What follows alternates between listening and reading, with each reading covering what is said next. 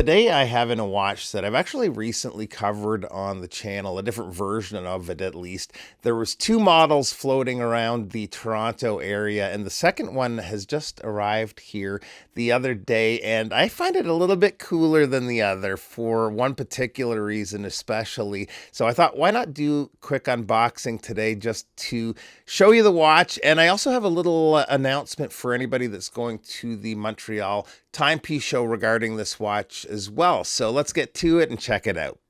All right, now you may right away know the brand from the packaging. If you've been following my channel, I've featured many watches from this brand, Mmi Watches. I think pretty well all of their releases over the last few years. But as we get into this, one thing I want to mention is for anyone attending the Montreal timepiece show, that is happening, let's get rid of that dust, about a week from the time you're going to be seeing this. But for anybody attending the show, the organizer likes to round up a few brands for giveaways at the show. Myself and MMI teamed up, and people attending will be able to enter to win this watch. So, got the outer boxes out of the way. The watch comes out with this little watch roll. Nothing too crazy, but definitely good to have. Here is the warranty card. If you're not familiar, MMI Watches stands for Modernization, Modification, and Innovation, and they've done some of all of those three things with this particular model. And here is the watch. This is, make sure we're in focus here. This is the Mmi Heritage 38 Chronograph. This is the white version with blue accents. There's a few colors, mostly all with fully lumed dials, but what makes this unique is Mmi have been experimenting with lume formulas and managed to get the lume to glow white. How cool is that? They also use blue lume on the hands and markers. So yeah, very nice watch overall. Let's just unscrew the crown here and set the hand so it's a little easier to see what's happening on the dial.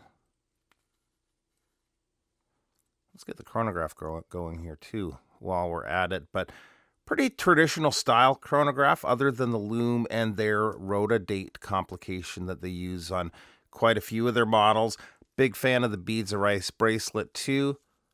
Good clasp, no on-the-fly micro adjust, but we do have 4 holes there for micro adjustments, and it also has quick release, quite comfortable as well.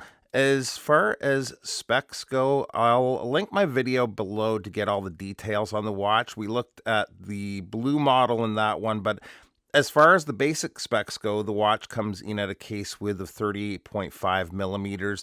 Lug to lug is 44.8 millimeters. Lug opening is 20 millimeters, and the thickness is 11.3 millimeters, including the AR treated domed sapphire. Water resistance is 100 meters. The movement, we'll just stop and reset here, is the Seiko VK64 Mecha Quartz movement. And here it is on my 7 1/4 inch wrist. And as far as getting one of these goes, they're coming off a successful Kickstarter campaign and are going to be offering these now as a pre-order on their site.